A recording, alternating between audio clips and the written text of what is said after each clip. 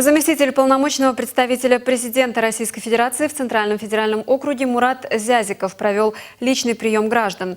Обращения касались вопросов газификации, улучшения жилищных условий детей-сирот, приобретения дорогостоящих лекарств. Подробности встречи в репортаже Екатерины Зойдиной. Ольга и Михаил Артюшенко 6 лет назад приобрели дом в городе Дятьково, но заселиться в него они не могут до сих пор. Проблема в том, что во все дома на их улице не проведено отопление. Решить вопрос с газификацией на местном уровне они уже отчаялись, поэтому решили обратиться в приемную президента. Часть улицы обеспечена газом соседних улиц, воздушным.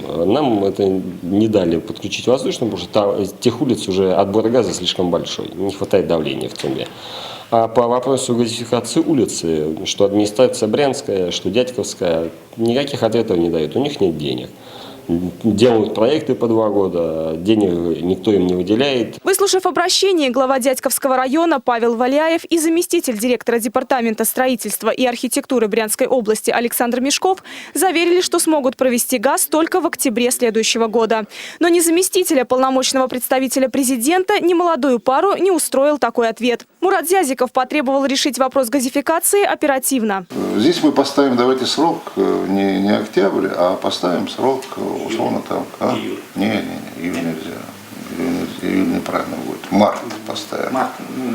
Самое позже. Другие, рассмотренные в ходе личного приема обращения, касались проблемы с обеспечением лекарственными средствами, помощи в санаторно-курортном лечении, улучшения жилищных условий детей-сирот и ремонта кровли многоквартирного дома. Люди дошли до президента страны, то есть обратились к президенту страны, значит, есть какие-то вопросы, которые, наверное, не получаются, где-то что-то, какие-то документы куда-то не доходят, наверное.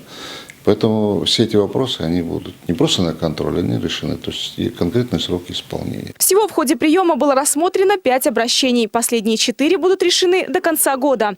А дятьковская семья уже весной сможет переехать в свой новый дом. Екатерина Зойдина, Владимир Сидоров. События. Брянск.